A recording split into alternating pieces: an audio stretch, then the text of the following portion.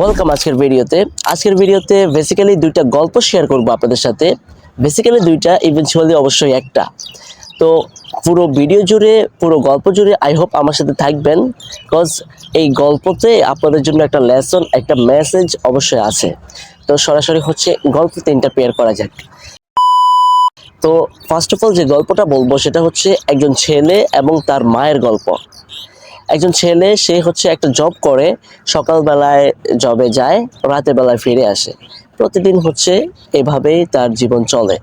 এখন যখন রাতে সে ফিরে আসে তখন ম্যাক্সিমাম সময় একটু দেরি হয়ে যায়। আর যখন দেরি হয়ে যায় তখন তার মা খাবার নিয়ে খাওয়ার টেবিলে বসে থাকে, তার জন্য অপেক্ষা করে। তার মা খায় না সে না আসা পর্যন্ত। তো এইটা প্রতিনিয়ত যখন চলতে থাকে তখন একদিন ওই ছেলে মাকে একটু ঝাড়ি দিয়ে বলল যে, মা তুমি কেন প্রতিদিন আমার জন্য বসে থাকো? তুমি খেয়ে নিলেই তো পারো, খেয়ে নিয়ে তুমি শুয়ে গেলেই তো পারো। তখন মায়ের মনটা একটু ক্ষুণ্ণ হয়ে গেল। মা ভারাক্রান্ত মন নিয়ে শুতে চলে গেল।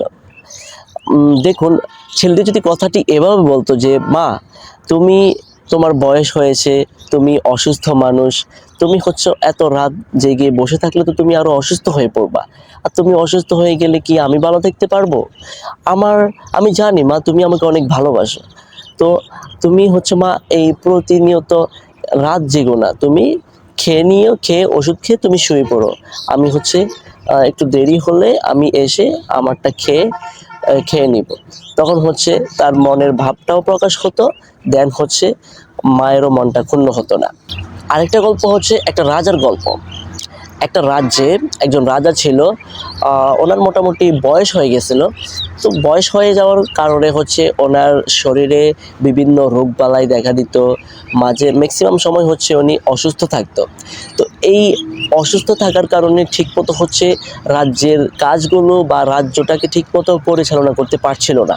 তো এটার সলিউশনের জন্যে উনি ওনার রোগবালাইগুলোকে চিরতরে দূরীভূত করার জন্যে একটা ডাক্তার খুঁজছিলেন। অনেক কিছুই উনি ট্রাই করছেন, অনেক মেডিসিন নিছেন, অনেক ডাক্তারের কাছেও গেছেন, বাট এটার সলিউশন, একজ্যাক্ট প্রপার সলিউশন উনি পাননি। উনি প্রতিনিয়ত অসুস্থ হয়েই পড়তেন। তখন উনি ওনার সেনাপতিদেরকে আদেশ দিলেন যে, এই রাজ্যে এমন কেউ আছে নাকি যে আমার এই রোগবালাইগুলোকে প্রপারলি এবং চিরতরে দূরীভূত করে দিতে পারবে? এরকম কেউ আছে নাকি? থাকলে খুঁজে বের করে নিয়ে আসো। তখন তারা খুঁজে একজন সন্ন্যাসীকে পেল, যে নাকি এরকম রোগবালাইয়ের ওষুধ দিয়ে থাকে এবং রোগবালাই নিরাময় করে থাকে মানুষের। তখন ওই সন্ন্যাসীকে রাজ্যে নিয়ে আসা হলো। রাজ্যে নিয়ে আসার পর রাজার কন্ডিশন দেখে ওই সন্ন্যাসী মোটামুটি ওনার অভিজ্ঞতা থেকে ওষুধ দিল, এবং ওই ওষুধ সেবন করার পর রাজা কিছুদিনের মধ্যেই সুস্থ হয়ে উঠল।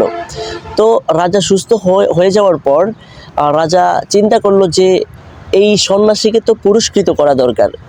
যে আমি এত ডাক্তার দেখালাম, এত ওষুধ সেবন করলাম, এত কিছু করলাম, আমার কোনো সলিউশন আমি পেলাম না, কিন্তু ওই সন্ন্যাসী কিছুদিনের মাথায় আমাকে এত ভালো একটা সলিউশন দিল, তাকে তো অবশ্যই পুরস্কৃত করা দরকার। তখন তাকে পুরস্কৃত করার জন্য রাজ্যে নিয়ে আসা হলো। হ্যাঁ, তো তাকে পুরস্কার দেওয়ার আগে তাকে রাজা বলল যে, আচ্ছা তুমি আমাকে বলো যে তুমি যে আমাকে এত সুন্দর ওষুধ দিয়েছো, এত ভালো ওষুধ দিয়েছো, আমি এত দ্রুত সুস্থ হয়ে উঠেছি, তাহলে তুমি অবশ্যই জেনে থাকবে যে আমার এই সুস্থতাটা কতটা স্টেবিলিটি পাবে এই পৃথিবীতে। তুমি বলো যে আমার কন্ডিশন কি, আমার সুস্থতা কীরকম থাকবে, এবং আমি কীরকম লাইফ লিড করতে পারবো। তখন ওই সন্ন্যাসী বলল যে, হ্যাঁ রাজা, আপনার পরিবারের সবাই মারা যাবে আপনার সামনে।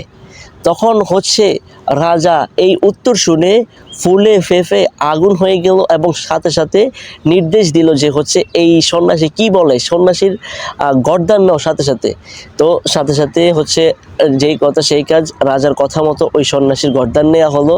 তখন রাজা আবার আদেশ দিল যে এইরকম আরেকজন সন্ন্যাসীকে খুঁজে আনো, যে এরকম মেডিসিন দিয়ে থাকে, এরকম ওষুধ দিয়ে থাকে, রোগ নিরাময় করে থাকে। তখন আরেকজন সন্ন্যাসীকে নিয়ে আসা হলো, যে নাকি ওই আগের সন্ন্যাসীর মতোই ওষুধ টষুধ দেয়। তখন ওই সন্ন্যাসীকেও নিয়ে আসা হলো এবং ওই সন্ন্যাসীকে সেম প্রশ্ন করা হলো যে তুমি বলো যে হচ্ছে আমার স্টেবিলিটি কীরকম হবে, আমার সুস্থতা কীরকম হবে এবং আমি কীরকম এই পৃথিবীতে সাস্টেইনেবল হব। তখন হচ্ছে ওই সন্ন্যাসী এই যে রাজ্যে আসার আগের যে ঘটনাগুলো ও আগের সন্ন্যাসীর সাথে ঘটছে ওই ঘটনাগুলো পুরোপুরিভাবে জেনে আসছে। তখন এই সন্ন্যাসী যে উত্তরটা দিল, উত্তরটা এরকম ছিল যে হচ্ছে রাজা, আপনার পরিবারের মধ্যে সবচাইতে বেশি দিন হচ্ছে আপনি বাঁচবেন। হচ্ছে আপনার পরিবারের মধ্যে যদি 10 জন সদস্য থাকে, ওই 10 জন সদস্যর মধ্যে সবচাইতে বেশি দিন যে বাঁচবে সে হবেন আপনি। সবচাইতে বেশি দিন যার স্টেবিলিটি হবে এই পৃথিবীতে সে হচ্ছেন আপনি। এই উত্তরটা শুনে রাজা অনেক আনন্দ পেল, অনেক খুশি হলো এবং রাজা এই সন্ন্যাসীকে পুরস্কৃত করলো। এই সন্ন্যাসীর ভরণ পোষণের দায়িত্ব সারা জীবনের জন্য ওই রাজ্য নিয়ে নিল এবং তাকে অনেক বড় পুরস্কার দেওয়া হলো। দেখুন, মোরাল অফ দ্য স্টোরি তো আই হোপ আপনারা এতক্ষণ বুঝে গেছেন। নেভারথেলেস আই এক্সপ্লেইন ইট।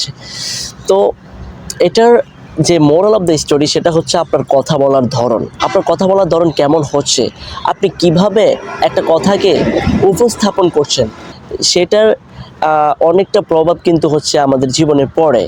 হ্যাঁ, তো আমাদের দেখুন এই যে প্রথম যে সন্ন্যাসী, ওই সন্ন্যাসীর কথা এবং দ্বিতীয় সন্ন্যাসীর কথার মধ্যে কিন্তু কোনো পার্থক্য আপনি খুঁজে পাচ্ছেন? দেখুন, একজন বলবো যে হচ্ছে আপনার পরিবারের সদস্যরা আপনার চোখের সামনে মারা যাবে, আরেকজন বলবো যে হচ্ছে আপনার পরিবারের সবার চাইতে আপনার হায়াত একটু বেশি হবে, আপনি একটু বেশি দিন এই দুনিয়াতে বাঁচবেন। এই কথার মধ্যে কি কোনো পার্থক্য আছে? পার্থক্য নাই, বাট এটার আপনার কথার যে উপস্থাপন, কথার যে প্রেজেন্টেশন, সেটার মধ্যে হচ্ছে পার্থক্য হওয়ার কারণে একজনের গর্দান গেল, আরেকজন সারা জীবনের জন্য পুরস্কৃত হলো। সো এটা হচ্ছে আমাদের জীবনে অবশ্যই ম্যাটার করে যে হচ্ছে আমরা কিভাবে একটা কথাকে ইউটিলাইজ করছি, কিভাবে হচ্ছে আমরা আমাদের কথাগুলোকে আরেকজন মানুষের কাছে হচ্ছে প্রেজেন্ট করছি। তো হচ্ছে এই সকল সার কথা হচ্ছে আপনি কিভাবে কথা বলছেন ওইটার দিকে একটু লক্ষ্য রাখবেন। আপনার কথায় বা হচ্ছে আমার কথায় আমার অপোজিটের মানুষটির যেন মনটা ক্ষুণ্ণ না হয়, ওই দিকটা লক্ষ্য রেখে আমরা যেন সবার সাথে ভালো বিহেভ করতে পারি, ভালো বিহেভিয়ার যেন আমরা আমাদের জীবনে নিয়ে আসতে পারি। পরিশেষে একটা কথাই বলবো, সেটা হচ্ছে সবাই হচ্ছে আমরা যেন ভালো মানুষ হতে পারি, ওই দিকে আমরা লক্ষ্য রেখে যেন আমরা আমাদের ডেস্টিনেশনটা সাজাই, আমরা আমাদের লক্ষ্যটাকে সাজাই। তো ভালো থাকবেন, দেখা হবে অন্য কোনো ভিডিওতে, অন্য কোনো টপিক নিয়ে। Stay happy, stay healthy, have a good day. খুদা হাফিজ।